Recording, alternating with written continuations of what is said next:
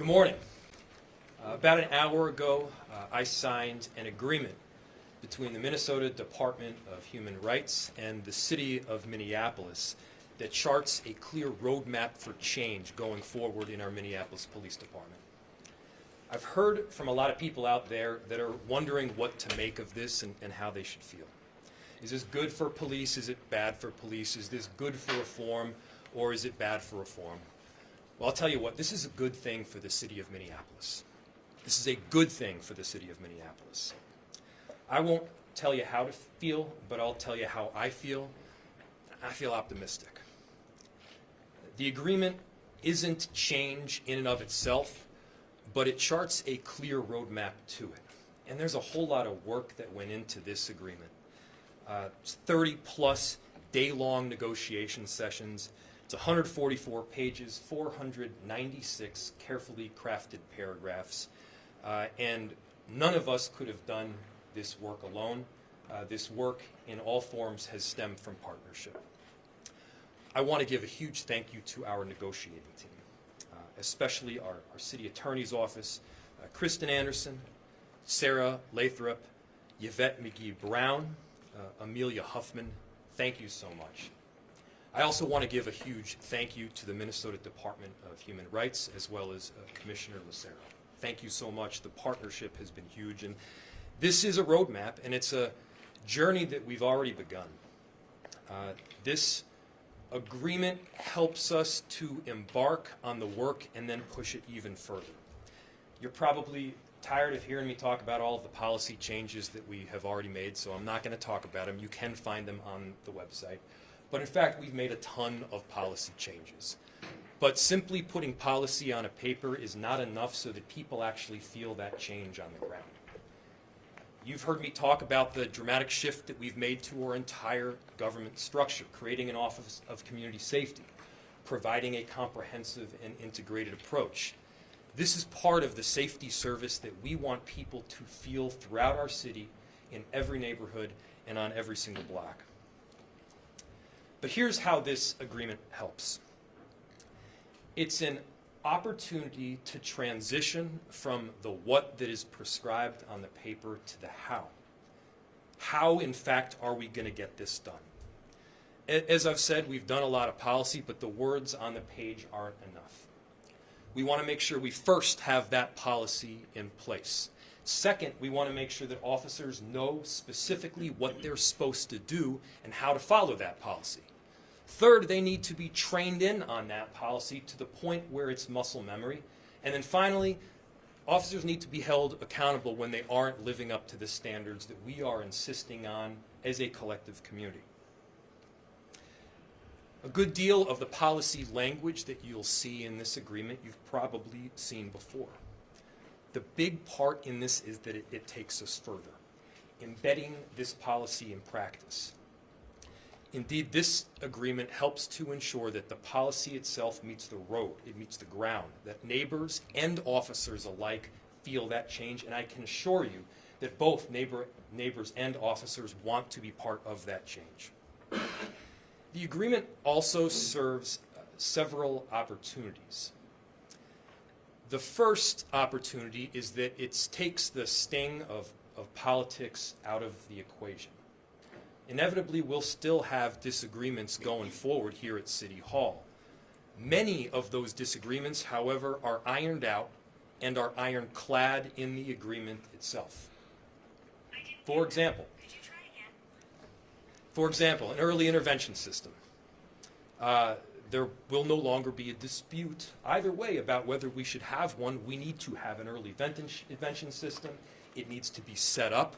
There are clear parameters on how to do so, and we've got deadlines ultimately that we have to meet. Funding. Change and improvement is going to take time and is going to take resources. Other cities that have entered any form of agreement have seen pretty significant expense. I will tell you that that expense will be worth it. Second, it establishes a clear criteria for that change. To be clear, we didn't get here overnight, and change also won't happen overnight. This problem that we now face, it has taken hold over many generations, many administrations, mayors, and chiefs, and clearly our black and brown communities have taken the brunt of this. So we're not asking for patience here. We are asking you to stick with us. And I'm talking to everybody. We're asking you to stick with us through thick and thin. There will be moments when some will say that this agreement needs to be pushed aside. I'm asking you to hold with this and hold us to it. I'm asking you that when we are faced with a violent weekend or shootings take place, that should not result in a call for this agreement to be undone in its entirety. Officers will make mistakes. Mistakes themselves shouldn't be a call for the agreement to be undone. We need to make sure we're sticking with the plan, that we're working together, and that we are doing everything that we can in our power to chart that course for change. Third, this is an opportunity for us to show our work. Our community, in this case, in all cases, deserves transparency, and they're going to have it. We're going to have a public website that is up. You're going to be able to track that data for yourself. There's going to be regular reviews, regular audits. There'll be tracking mechanisms that are set up. And those mechanisms will be set across a number of different areas, from regular reviews, audits, stops, searches, arrests, and then training. There's going to be peer reviews, supervisor reviews, importantly, reviews by MPD leadership. This is going to be a whole lot of accountability that's baked in. And by the way, all of these areas are going to be evaluated, not just internally, but by an independent evaluator. Provisions within this agreement will also allow us to track real-time some of these data that we see and make informed decisions based on it. And oftentimes we get sucked into the numbers and what the data means and what the data tells us, but then the way that data meets an interaction between a police officer and somebody in your neighborhood, people don't necessarily feel it. Behind every single one of those numbers is an interaction. Behind every single one of those numbers that we are going to be using to make decisions is a way to improve trust between our officers and the communities that they are charged with protecting and serving. So data won't just be numbers in a vacuum. They're going to be felt in every interaction. We'll also be tracking more complete set of specifics around FTO reviews, field training officer reviews. I'll tell you, this is critical. This is how our field training officers themselves are training in officers after they've already entered the department, after they've completed the academy. This area in particular is huge for changing the culture itself, and we all know that we need to change the culture. We're also going to be insisting on accountability for everyone, for our officers, for our neighbors. And one thing I know for certain here is that officers that have stuck around, especially over these last few years through a whole lot of difficulty, they are in fact really committed to this change. Officers that will be joining our Minneapolis Police Department want to be part of this new era, and we want to welcome them in to be part of it with us. They're here for the right reasons. They're here to protect and serve our communities, and we want to make sure that they have the right supports in getting there. This is not leaving them high and dry with an agreement in place with a bunch of provisions on the page and then they have to do the rest. We want to make sure that they are supported through this accountability measure. We want to make sure that they're supported in doing the work that we know we all need to get done. And so we're going to do a comprehensive needs assessment of our existing support services, of wellness for officers, of our technology, of our facilities, and more. And depending on what that assessment shows, we're going to invest. We're going to provide resources to our police department to make sure they have what they need to be safe, to keep us safe, to keep them healthy, and to make sure that they are their best at work, that they're able to recalibrate between some of these very stressful calls, and that they're able to be their best versions of self. That is a huge part of it. Holding them accountable, critical. Also giving them the resources that they need to succeed, also critical. The city will provide a range of licensed mental health support services, including readily accessible, confidential counseling, stress management, officer wellness training. We're going to make sure that we're providing post-traumatic stress disorder service as well, and care, domestic violence, alcohol and substance abuse, anger management, and so on. We'll also ensure that these services are actually culturally specific, and that any officer who requests that kind of emergency counseling and service will receive it within 24 hours. You'll see a lot of paragraphs in a very long document before you. As I've mentioned, it took a lot of work to get to this point. But knowing that we've got a committed force, a committed commissioner, committed chief, council members, knowing that we have an entire enterprise that is behind being this change and making the difference, and that we've got a partner in the Minnesota Department of Human Rights to make sure we're checking off the boxes as we hit them, that will be critical. This is indeed a roadmap for change, and we have the opportunity to be on the cutting edge and to be an example, hopefully, that others will follow. So the world is watching us, and I know that Minneapolis will be held as an example for policing. We're ready for that. We need to lean into it, and we're committed to doing this work together. As I mentioned, all this work has stemmed through agreement and partnership, recognizing the wrongs of the past and charting a clear roadmap for the future. In doing so, the Minnesota Department of Human Rights has been a critical component and partner in that. Heading it up is the Commissioner, Rebecca Lucero. Commissioner.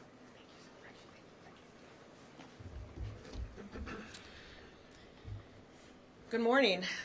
My name is Rebecca Lucero, and I'm the Commissioner for the Department of Human Rights, the state civil rights enforcement agency.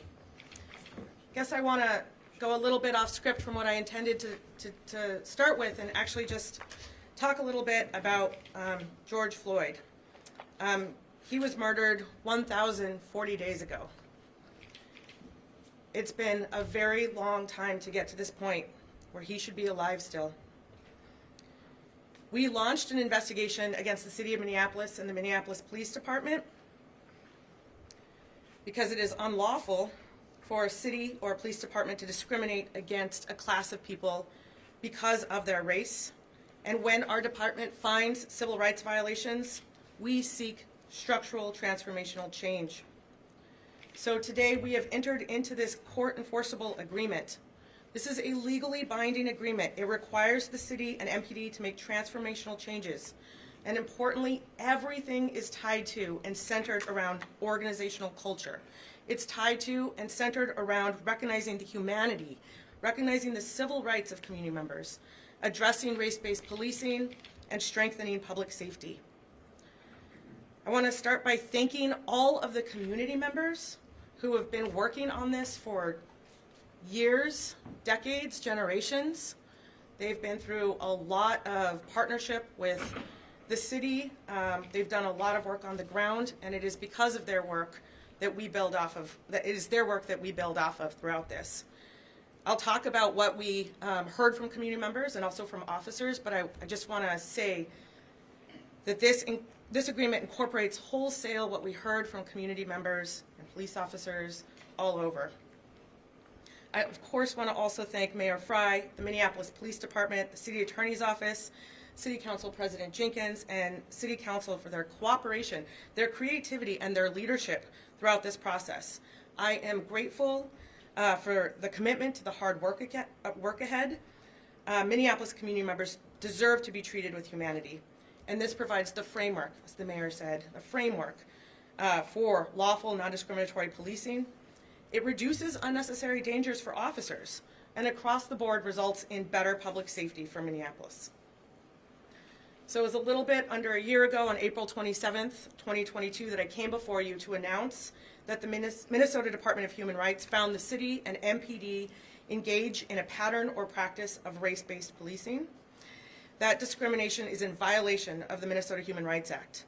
The investigation found that this pattern of race discrimination is primarily caused by organizational culture flawed trainings, deficient accountability systems, and a lack of collective, sustained action by city and MPD leaders to change this organizational culture over many years, decades even. The findings emphasize that without fundamental organizational culture change, reforming the policies, procedures, and trainings will be meaningless. And so again, everything is centered around organizational culture change. When I met with you in April of last year, I told you we can change this, that we can choose different. And today, we are doing just that. This court enforceable agreement sets a path towards a more just future for people of color, Indigenous community members in Minneapolis, and it will address race-based policing and improve public safety. There are 3 critical pieces for you to know about in this agreement. So first off, there's been work that's been done over the years. And so I want to be clear how this is different, because this is different than anything the city has ever done to strengthen public safety. This is a court enforceable agreement, which is a powerful tool for change. We get asked a lot by many of you, what is a court enforceable agreement? A court enforceable agreement goes by a variety of names. It is a legal document. It is submitted to the court. It is submitted after the parties have reached a settlement, and once approved by the court, the agreement is legally binding and enforceable through ongoing oversight by the court. What does this mean? What does this mean in practice? It means that the city cannot walk away from this agreement. It is only the court who can and will end this agreement after the city reaches full, effective, and sustained compliance with the terms of this agreement. Unlike any previous effort to improve public safety in Minneapolis, and with the goal of making sure that Minneapolis can be successful in this work, this agreement incorporates independent oversight through an independent evaluation team who will support the city and MPD, monitor their progress, and provide regular public reports. The second thing that you need to know is that this is a long and challenging path forward. Changing a culture does not happen overnight, does not happen over a couple years, and this court enforceable agreement sets the city and MPD on a productive path forward. It provides clear timelines, it provides prioritizations, and it lays out all the work that's ahead. Some of these changes can be and have been made now. The city has made many of these changes since we announced the findings. And with the priority around culture change, this takes a long time. So some of the cities that are working through this type of agreement, it takes more than a decade. I think we just saw this week the U.S. Department of Justice moving to end its consent decree with the Seattle Police Department after 10 years. I don't know how long this will last in Minneapolis, and I want to set reasonable expectations for the long path ahead. Real and lasting organizational culture change cannot and will not happen fast. It will require an unbelievable amount of dedicated, focused, sustained work. The third thing that you should know that is critical about this agreement is that from day one of launching the investigation, the Minnesota Department of Human Rights prioritized meeting with both community members and officers. We did that because we recognized the knowledge and the work that had come before us, and we wanted to make sure we were incorporating and honoring all that we could. We did that work during the investigation and again after we announced our findings. We said, let's go back and get feedback from the 2 groups who are most impacted by MPD policies. That's both community members and police officers, and that is what we did. So in partnership with the Minnesota Justice Research Center, we hosted 15 community events last summer. Many of them were attended by city council members, by lots of community members, and this was just in addition to the ongoing conversations I had with many community organizations and community leaders. Humanity, that was the first thing that we heard over and over again. Community members shared that they want MPD to move away from a culture of violence to a culture that prioritizes humanity. This includes clear policies that prioritize de-escalation. I had the privilege of checking in with Buddy Locke this morning, Amir Locke's father. He asks frequently if there had been a sense of humanity around Amir. If he had been given that opportunity to have his humanity seen, would he still be alive right now? I thank Mr. Locke for his work getting to this point in this agreement. The second thing we hear from community members is around accountability. Community members shared that they want strong systems in place for accountability, which is essential to transparency and essential to building trust. When it comes to listening to police officers, we obviously did that extensively through the investigation.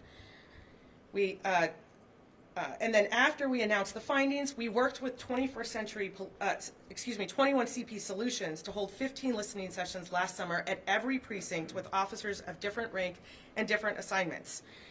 Officers shared repeatedly that they need policies to be clear, that long and confusing policies do not set them up for success.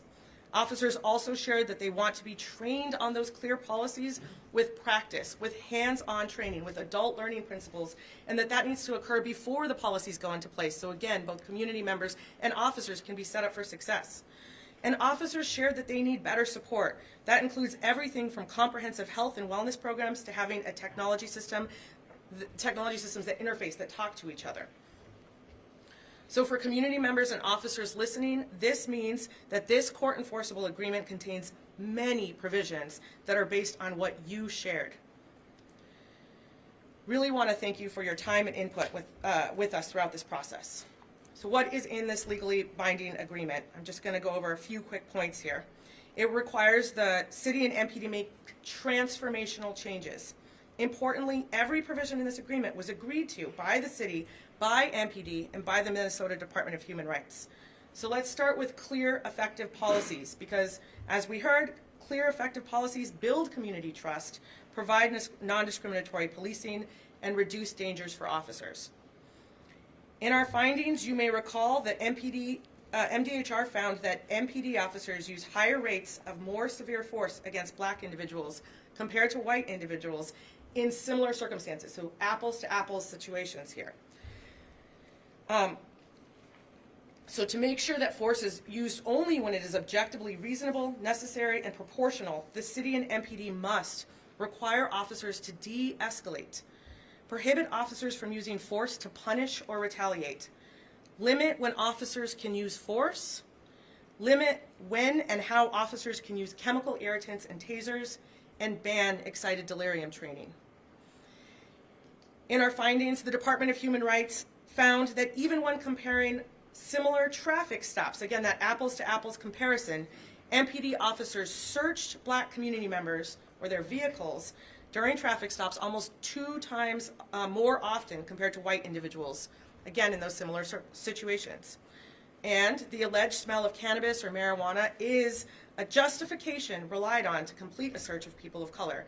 That's why the first set, these additional sets of clear, effective policies include prohibiting the use of certain pretext stops, banning searches based on alleged smells of cannabis or marijuana, and prohibiting so-called consent searches during pedestrian or vehicle stops.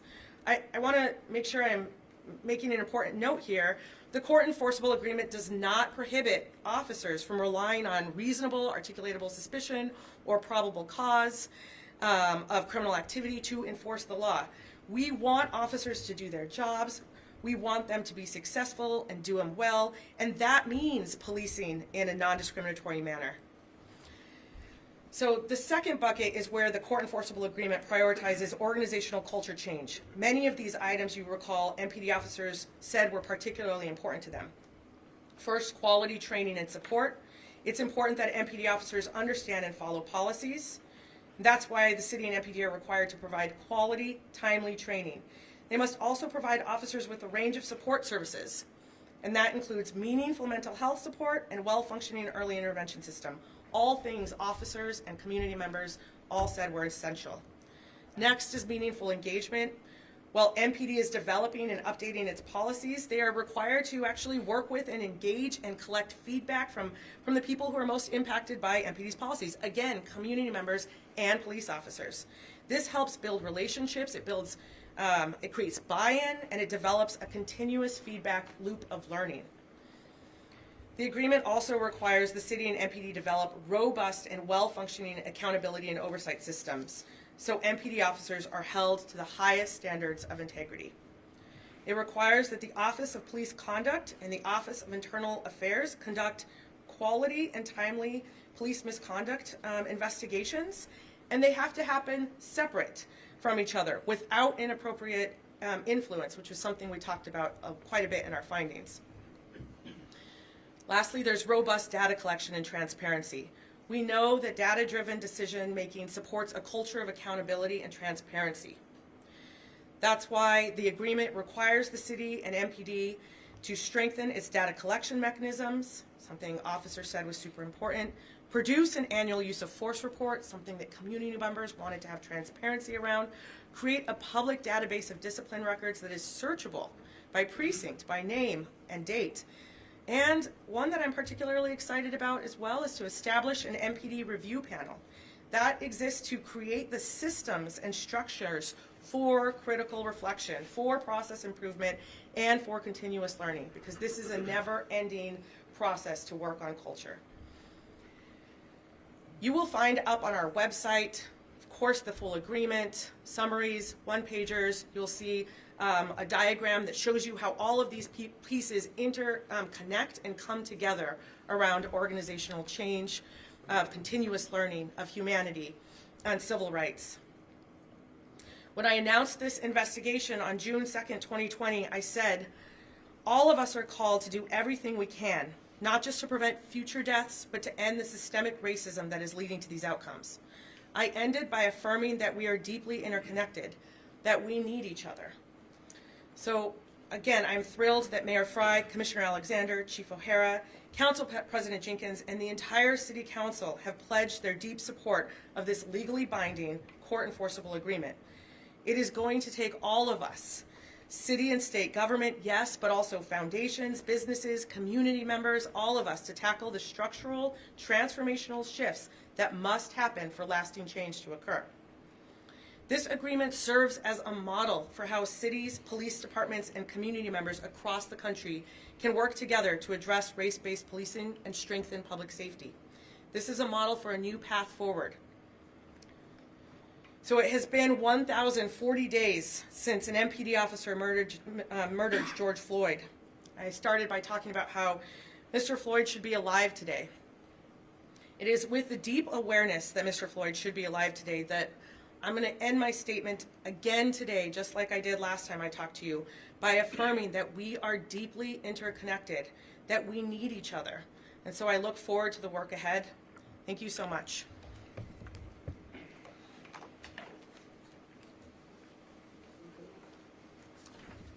Thank you, Commissioner. Indeed, George Floyd should be alive today. With that, I will bring up our Council President, Andrea Jenkins.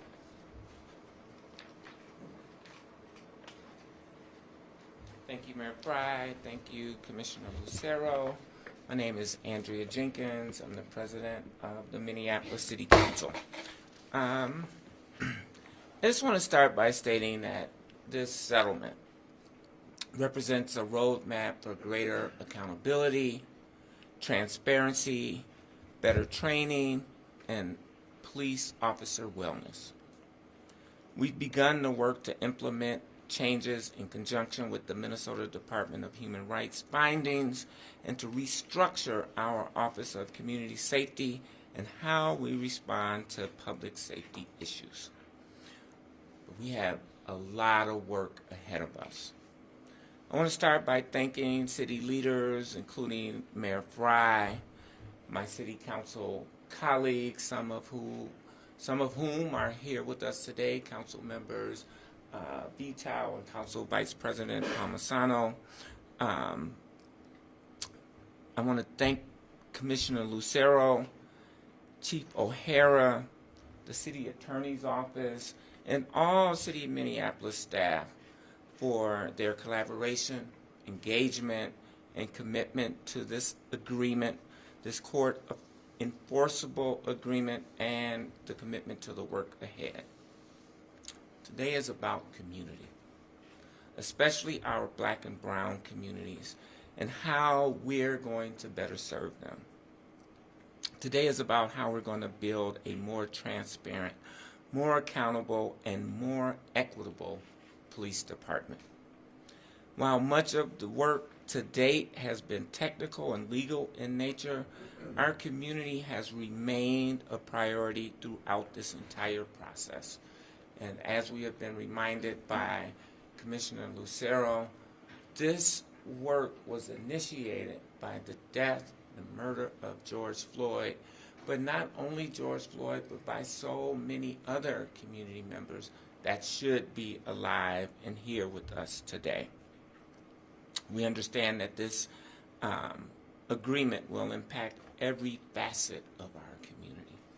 And that's why it's important that we're not just doing this work for you, but we're doing this work with you. We need the community to be engaged in this process. But in order for this to happen, transparency and accountability are required. The City Council, the Mayor, and MPD have been working hard to ensure that these values are embedded not just in our words, but in our actions. As we move forward, you will continue to see this important work continue.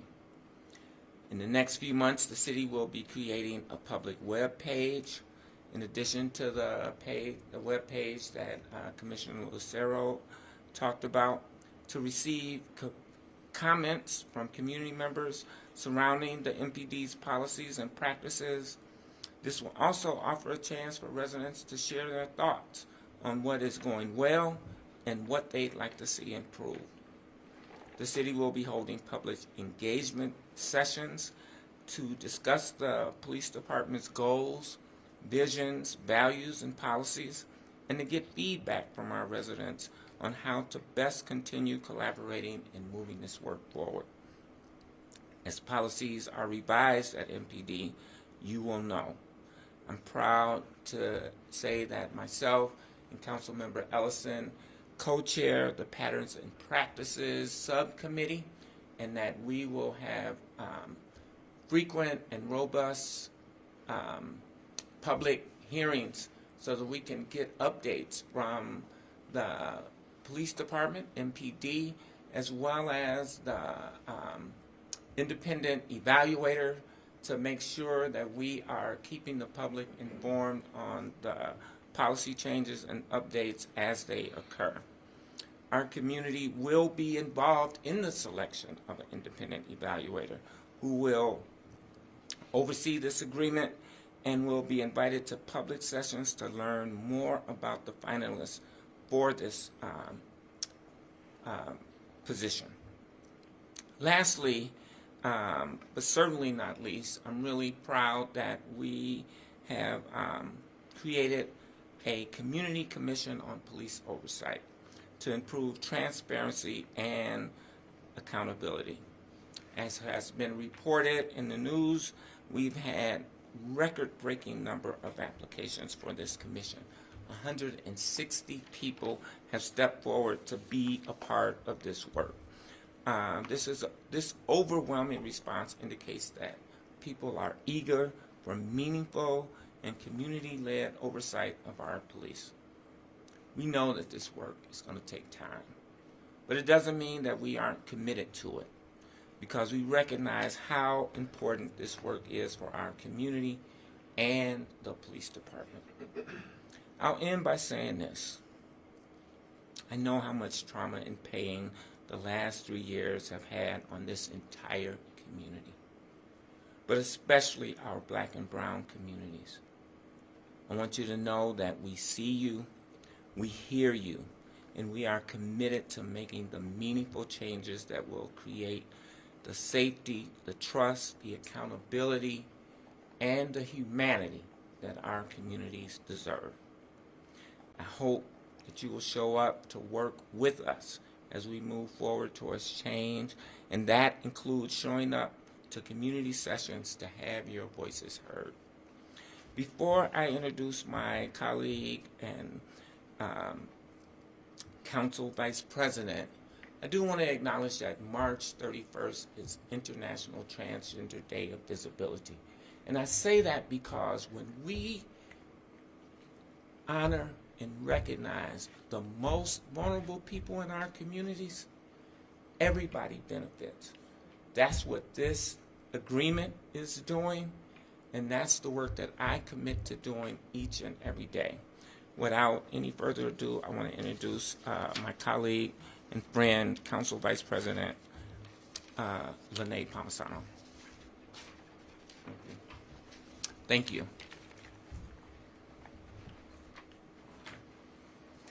Thank you, Council President, for your leadership on establishing our Community Commission on Police Oversight that is a part of this NVHR agreement. I'm looking forward to working with all of you as we step into this work. While today's agreement is a milestone, it's going to be one of many, and I'm really eager to get started. Much of it reflects work we've been doing in other ways, and here are a couple things I've focused on over the years and how they're reflected in this agreement. I want to highlight data, field training officers, and wellness within our police force. From a data perspective, this agreement puts forward a roadmap for how we build that change effectively and more completely than we have ever resourced before. We're establishing clear targets for improvement and timelines to review and audit all city systems that impact law enforcement services. While data might not sound like a glamorous word, it is a really critical one. We'll be making improvements that will impact how our police department tracks and records information, and that impacts how information gets shared with the community. It will require significant investment in new IT infrastructure, including new data collection, management, analysis systems. And this is how residents will track our work, and this is how the public can hold us accountable. In terms of field training of officers, in the past, the model for preparing our officers for field work was lacking. The field training officer FTO position was a part-time role that relied on volunteers and self-selection, and that led to inconsistent training. The minimum standards for an FTO weren't clear, and they lacked clarity on who should not be an FTO. It lacked transparency for our trainees in what they should expect to be provided to them. In short, the whole program lacked transparency and firm expectations. Since our audit in 2021, which revealed these deficiencies, we've been working to address our shortcomings. And for over a year, we've worked to instill the clarity and expectations that this program needs and is essential. Clarity on what our trainees should expect, what our FTOs should expect, and what the public should expect when we train our officers. Moving forward, we will be documenting every step of a trainee's time in this program. We will better identify opportunities for improvement early and often. Our officers will receive the best supports possible for achieving field readiness status.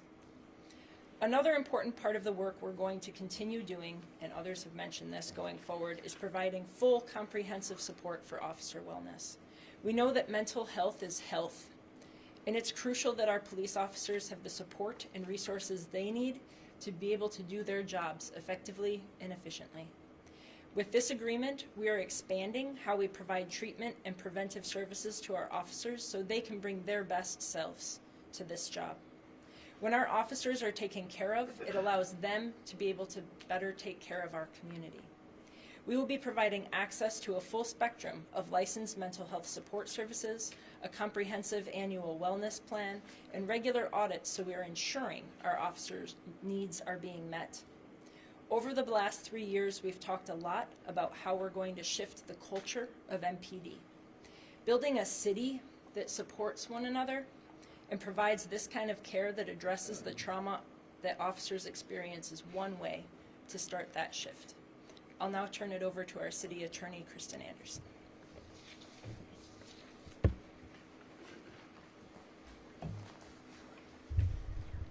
Good morning. I'm Kristen Anderson, City Attorney of the City of Minneapolis.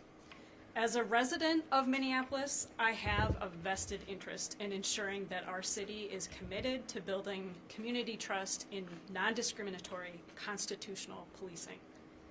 Knowing that these reform efforts were underway was a huge reason why I took this job just 6 months ago. Literally on day 2 as city attorney, I was in an all-day negotiation session with my former colleagues from the state. Throughout all of these negotiation sessions, and there were more than 30, both parties have been at the table in good faith and have worked together tirelessly to come to, the court enforceable settlement agreement that we have today. So if you don't mind me getting a little legal and technical on you, folks have asked, why do we call this thing a court enforceable settlement agreement instead of a consent decree? Number one, it's actually titled settlement agreement, but we were really, really intentional using this term way back in July of 2022 in our joint statement of principles to differentiate for the public for clarity about what's going on with the state human rights department versus what's expected to come with the Department of Justice. You've heard the term consent decree, and that term is most often used with respect to the U.S. Department of Justice's police pattern and practice agreements with cities.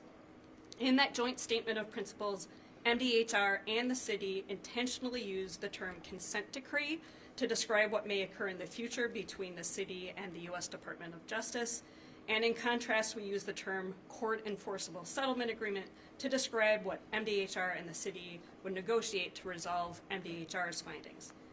In that joint statement, we were also very intentional to account for any interaction that would occur between this MDHR settlement agreement and a potential future Department of Justice consent decree with really two important things. Number one, and these are reflected in the settlement agreement itself, number one, that if we wind up in a consent decree with the Department of Justice, MDHR and the city have agreed that we will come together and modify the settlement agreement if necessary so there are no conflicts between a DOJ consent decree and the MDHR settlement agreement so that we're not coming and going at the same time.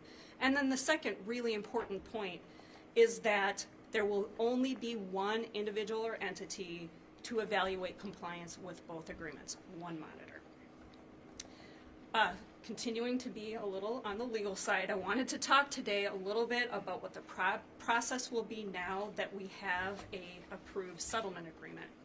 Later today, or maybe it's already been done, Human Rights will file a new lawsuit against the city in Hennepin County District Court, and at the same time file the court enforceable settlement agreement and a joint motion between the city and the Human Rights Department asking the court to issue the settlement agreement as a court order.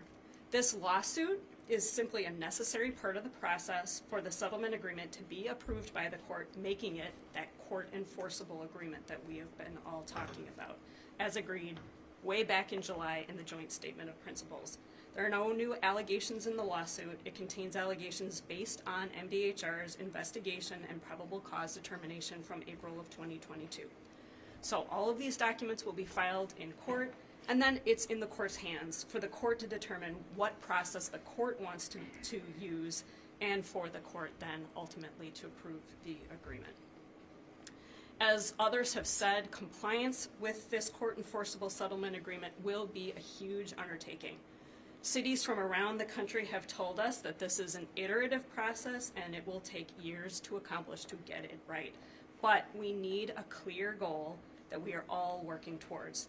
What this settlement agreement provides is a roadmap to change not just for this mayor and this city council, but for every mayor and every city council and frankly every employee who works on public safety to be committed to and be accountable for to this independent evaluator, but more importantly to our community. I'd like to call up next Commissioner Cedric Alexander. Thank you and good morning. The Office of Community Safety was formed roughly about 8 months ago to enhance and unify the daily operations, preparation, and strategic priorities of 911 services, emergency management, fire, police, and of course our neighborhood safety departments. The City of Minneapolis must have these 5 departments functioning efficiently and effectively daily to ensure the safety of our residents in the preparation and execution for day-to-day as well, if should any crisis arise. I want to acknowledge that the Minnesota Department of Human Rights has spent significant time reviewing, evaluating, and recommending significant changes to how the City of Minneapolis builds relationships between public safety and community. Some people may view this deep dive into our city policies, protocols, practices as just another negative interpretation of Minneapolis' shortcoming or failures in the aftermath in the murder of George Floyd. I see MDHR's work in this settlement agreement as a difficult yet necessary step in the right direction to further enhance the trust and legitimacy between police and community. OCS is developing a comprehensive, coordinated approach to community safety. Our police department is an integral part of this structure. We will work together tirelessly to keep our residents safe in an equitable and constitutional manner. The settlement agreement highlights many institutional reforms, some new and several already underway. We know that we have a dedicated team of professional public safety personnel willing to continue the daily work while remaining open-minded and motivated to make changes for the better. OCS unified efforts are already paying dividends, but we know that we have a lot of work yet to do. We must have first responders and law enforcement specifically the necessary resources and support to the best serve and protect our residents. Capacity continues to remain a crucial issue for us in our city. Our leadership is committed to building capacity, developing best practices, and creating appropriate systems to ensure that the city becomes a model for others to follow across the nation. The city of Minneapolis is committed to becoming an innovator, an industry leader in community safety. OCS will lead this work in transforming Minneapolis into one of the safest cities in America for everyone in this community. Thank you very much. And I'm going to introduce now Chief Brian O'Hara. Thank you. Thank you, Commissioner. On behalf of the Minneapolis Police, we recognize that some terrible things have happened here in the past. And together with our communities, we are embracing this reform process today. This settlement agreement envisions substantial reforms that must be fully implemented and practiced to perfection by all members of the MPD at all times. And then we must be able to prove that we have done so to an independent evaluator. So this agreement will ensure that Minneapolis Police will have the policies, training, support, and resources that they need to deliver the highest quality of policing services that our residents deserve. But we will not be confined to the four corners of this document. We will continue to work tirelessly to ensure that the culture of policing in this town, as well as the narrative around policing and public safety, continues to change so that all residents of Minneapolis can know that Minneapolis cops have their backs. At the same time, we recognize that those who are most affected by policing itself are often those who are most vulnerable to crime and violence. Our most vulnerable communities should know that we will continue to respond. We will continue to answer the call. We will continue to protect and serve day and night and do everything in our power to keep all people safe. This is a continuation of a long process to heal the deep wounds of this city. Immediately after the council voted this morning, I called retired Police Chief Medaria Arredondo to make sure he was aware of this moment. And I just want to publicly acknowledge and thank him for his service to this city, as well as to the service and the leadership of the interim police chief, Amelia Huffman. At the same time, we know the hard work is just beginning. But I believe at the end of this process, Minneapolis will have the best police department in the nation. Our city will be safer. And the police and all communities of this city will be more united than ever before. Thank you.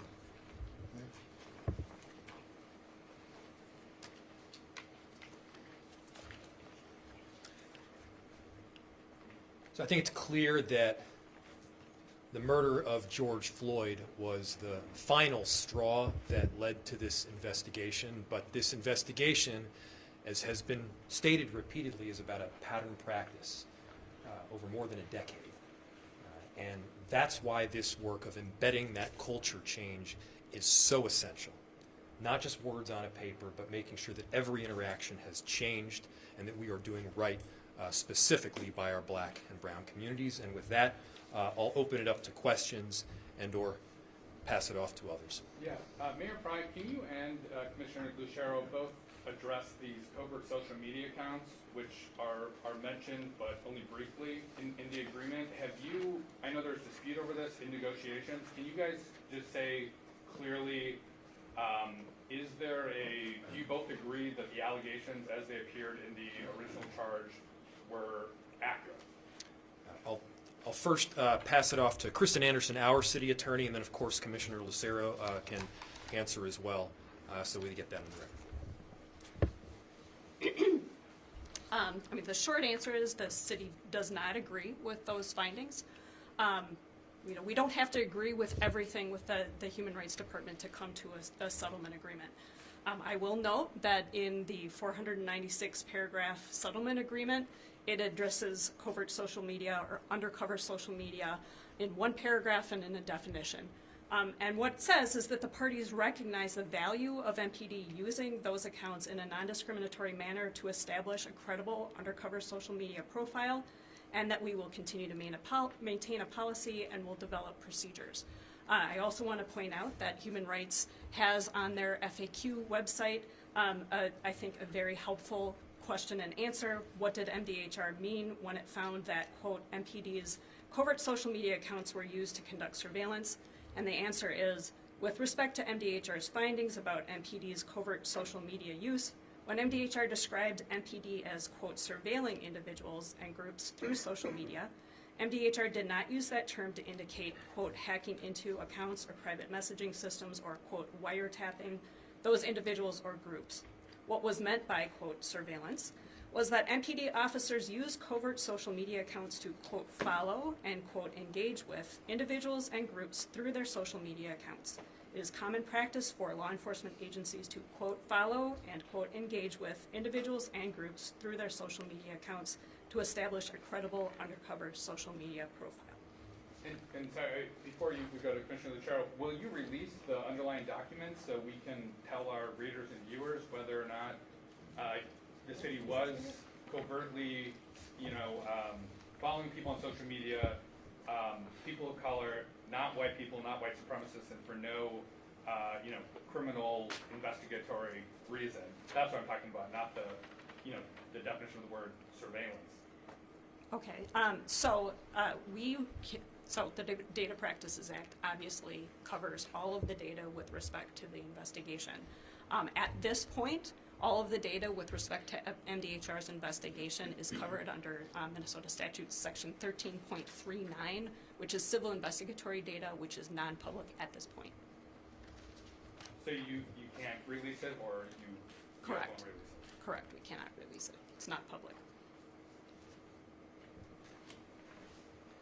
Hi, good morning. Just to correct it for the record, my name is Rebecca Lucero, or Rebecca Lucero, if that might be helpful.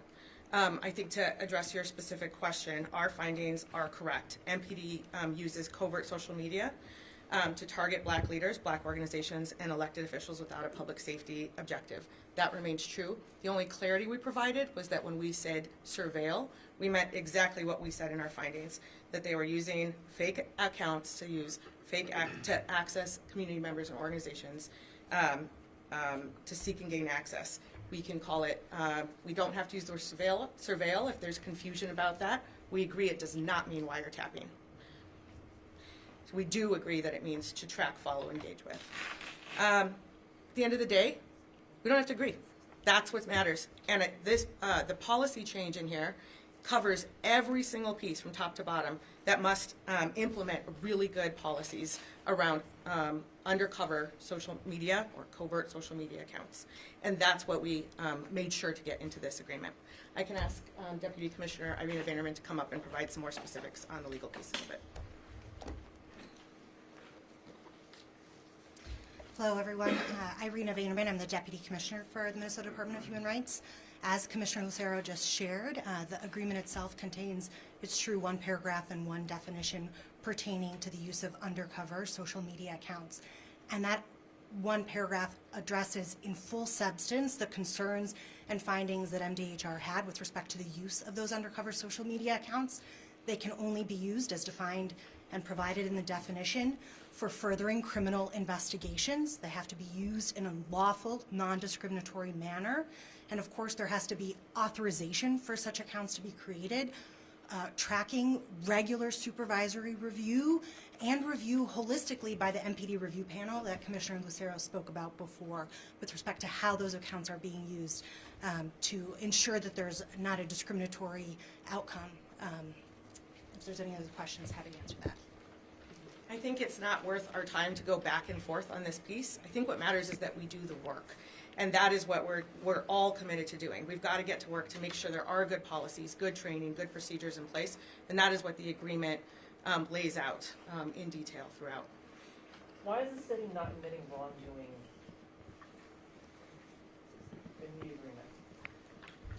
So just back to the social media matter, again, the city disputes those findings. The evidence that was presented to us, I just don't think shows what MDHR thinks that it shows, but we'll just dispute that. And to that question, the legal agreement, again, we don't have to admit to all findings, and in fact, it's a typical term of a settlement agreement that there is not an admission of liability. We can come to an agreement as mutual parties to a negotiation because we want to resolve these legal claims. We want closure on the dispute. We want closure on the idea of potential taxpayer-funded litigation when we know we've got work to do.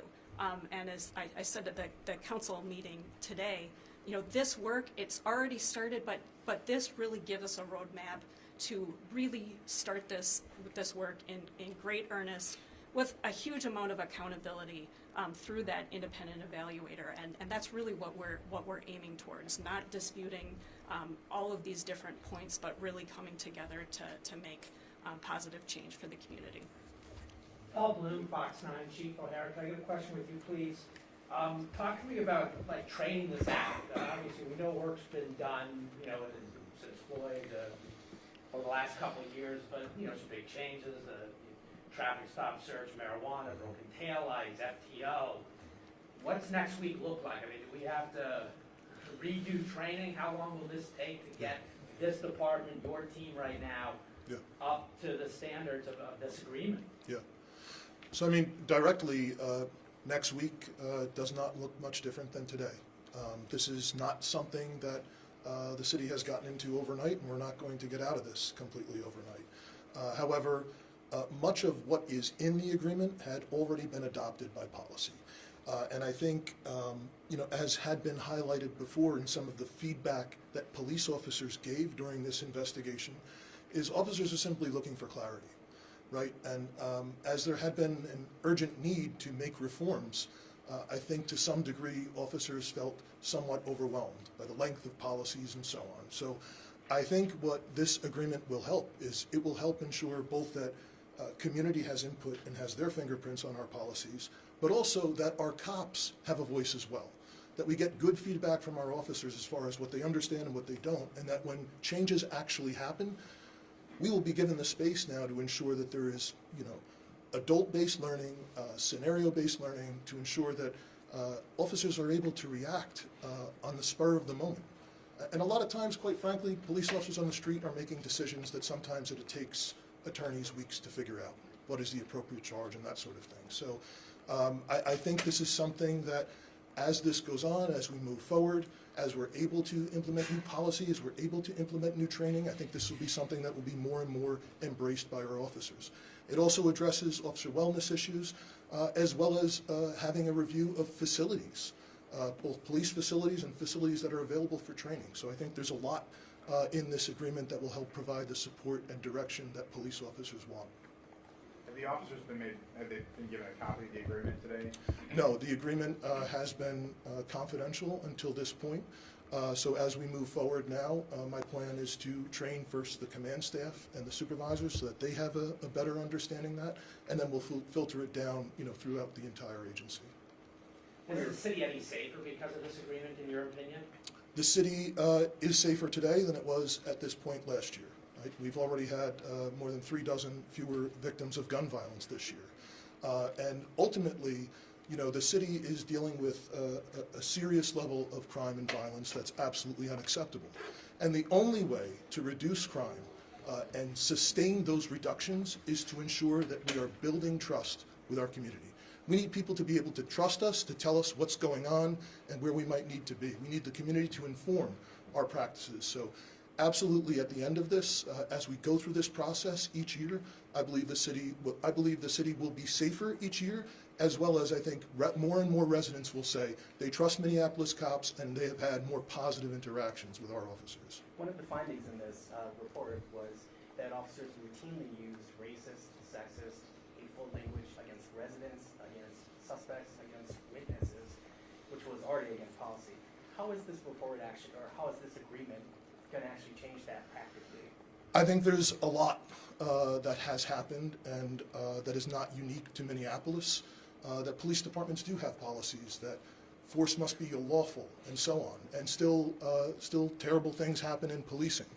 I think the difference is when you have this type of an agreement is you have a mandate to make certain investments that cities just do not make, because this is a very expensive process. It's very manpower intensive, and ultimately you have to prove to near perfection to an independent evaluator, an independent monitor, that your cops are actually carrying this out.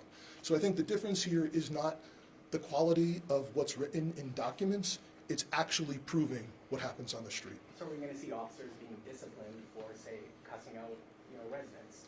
That is already a part of the disciplinary process, and through the implementation, the widespread implementation of body cameras, that becomes much easier to do. In the past, without cameras in policing, it becomes a he said, she said type scenario. But I think with the widespread implementation of body cameras, that type of issue is the most common complaint citizens have, and that's something that's easy to prove it happened or it didn't. So we will see disciplines? You will see discipline, but the ultimate goal of this process is to have fewer complaints against police, have fewer lawsuits filed for police brutality, have fewer payouts for police brutality. The actual goal, this isn't about a checklist of paragraphs to say, we did this and we're done, we did that and we're done. This is about making change real. It's about changing the culture of policing. Mayor Fry, Eric Rasmussen, KSTP. Obviously, the original Department of Human Rights report was critical of the conduct of some officers. It also shared that criticism all the way up through leadership, including mayors, plural. What would you do differently going forward? The agreement is obviously heavily focused on compliance, but really compliance should be more of a lever to both safety and justice. I don't think there's a mayor in the entire country that doesn't wish that they had enacted reforms and changes faster, and absolutely count me in with them. As you stated, this is an agreement this is an investigation that goes back through at least 3 administrations, several different chiefs, several different individuals, obviously, within the administration and the police department. It is a pattern of practice. We didn't get here overnight, and we're not going to get out of it overnight. And so the work is really ongoing. I think that the piece that I am most optimistic about is being able to transition the policy to a point where we're embedding it in every single interaction. That is an area where obviously we collectively, and I include myself, have fallen short. And this is an area where again, we can create policy all day, and certainly we have. But that's not good enough. And so when you do compliance, it's about making sure that we've got the data to back it up, we've got the follow-up, we've got a public, transparent process where we're showing all of our work, and we can count on the policy changes made actually being followed. Chief, this is kind of a two-part question. Jonah Kaplan with WCCO. How many current openings are there on the Minneapolis Police Department? The budgeted number is as per charter, which is 731. As my math isn't that good off the top of my head, we're somewhere around 580, so whatever is the difference. So that's a significant number. What does recruitment look like from here? Because the mayor's alluded to it, the commissioners alluded to it. This puts pressure already on a police department that, for better or worse, is fighting perception of negativity. So what does recruitment look like from here, and how do you solve that problem with this? We've already seen an increase in applications to the agency, and we've already had a number of inquiries from people who previously worked here inquiring about coming back. So there already has been some change, some better feelings around policing in the city, and I know the mayor and the commissioner are working on a plan to further incentivize to open that up, as well as we've been working with the state legislature to create some additional pathways in hopes of bringing more folks from the city into the police department to make it a little bit easier for people from city with different experiences to become police officers.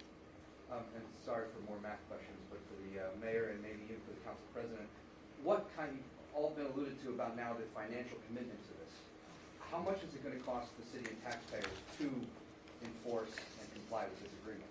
What kind of investment does it take? I can't give you the exact dollar figure on how much investment this is going to take. Obviously, over many years, which inevitably this agreement will be in place for, it'll be in the tens of millions.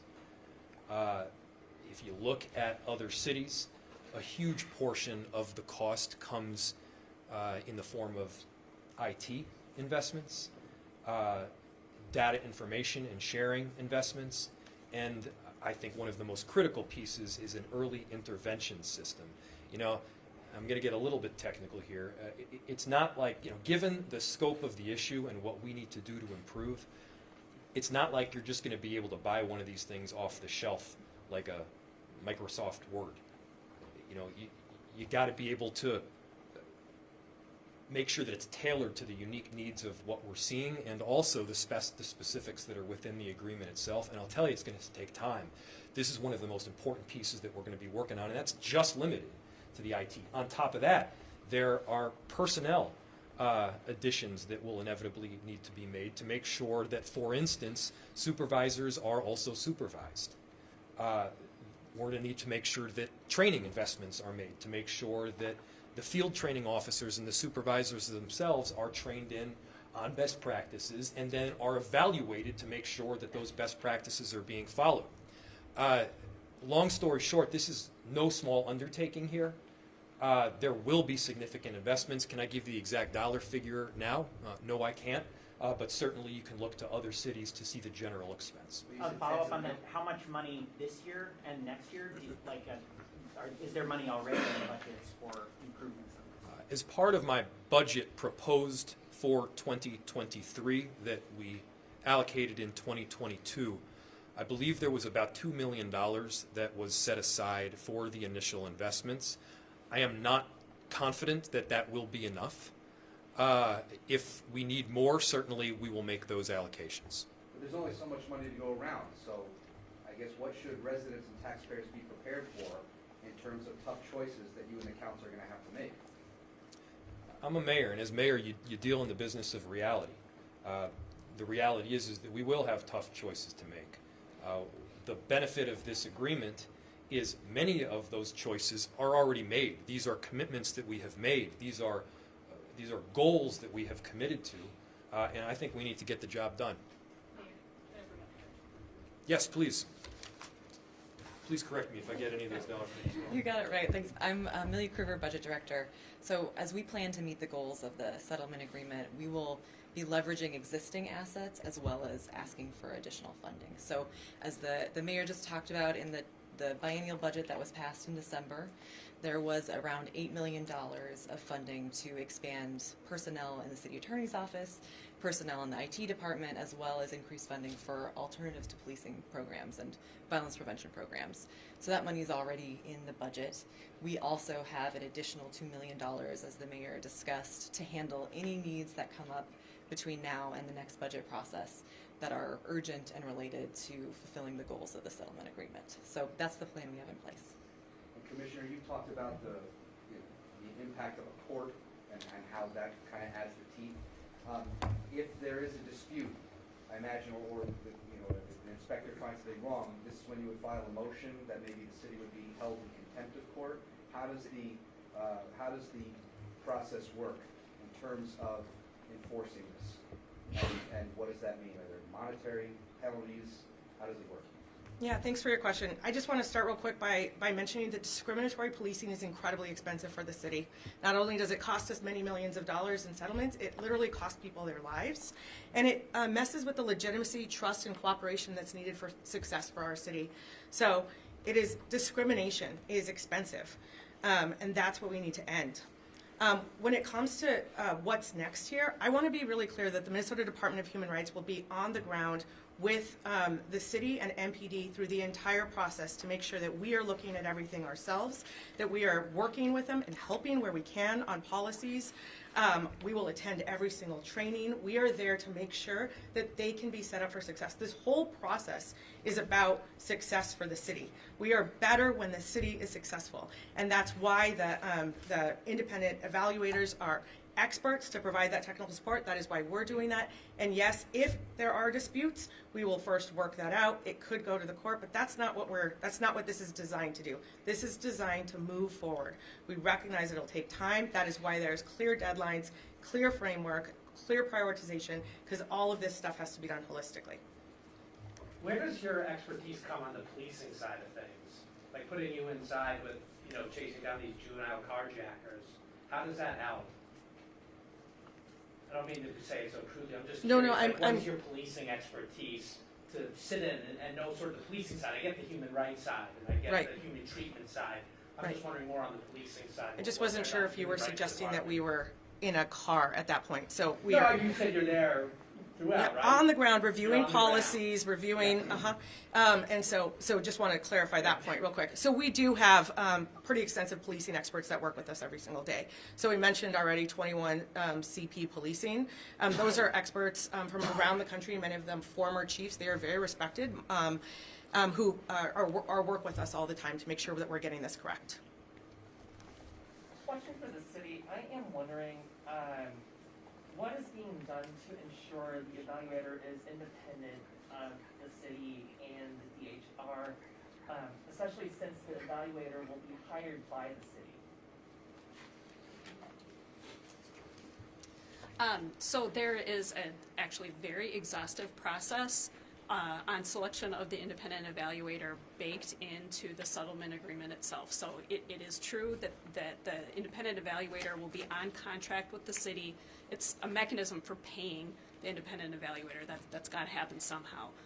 But the entire settlement agreement maps out, what the requirements are for the RFP, what the qualification requirements are for the independent evaluator, and MDHR and the city will come together. We will review all of the responses from the applicants and come together with a list of 3 finalists, which then part of the RFP requires them to actually go out into community and give public presentations in at least 2 places in the city so that we can get some feedback from the community about the selections that we're making.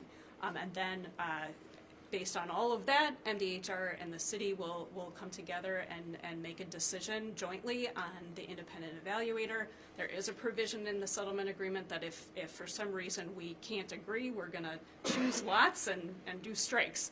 I don't think it's going to come to that. We know that there are entities, firms out there that do this work and do this work very, very well. We've got patterns across the country of independent evaluator, and it's not going to be one individual. It's going to be likely a firm with many different individuals.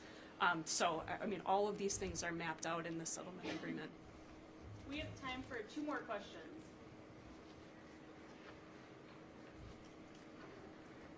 Question for the Department of Human Rights. Does implementing the terms of the settlement agreement require additional state resources, and has the legislature been keen to allocating those resources this session? Yeah, that's a great question. So right now, legislative session is obviously in full force. The governor put forth a transformational budget change for the Department of Human Rights in alignment with what the governor and lieutenant governor have recommended for the previous years. And we will use that to do our work however makes sense. That is both in the Senate bill and in the House bill. And that's just the regular budget request that we've been making for the past many years. This is just part of our overall enforcement action. Last question. Chief, does anything change with the disciplinary coaching component that is kind of controversial in the community? No, this, the discipline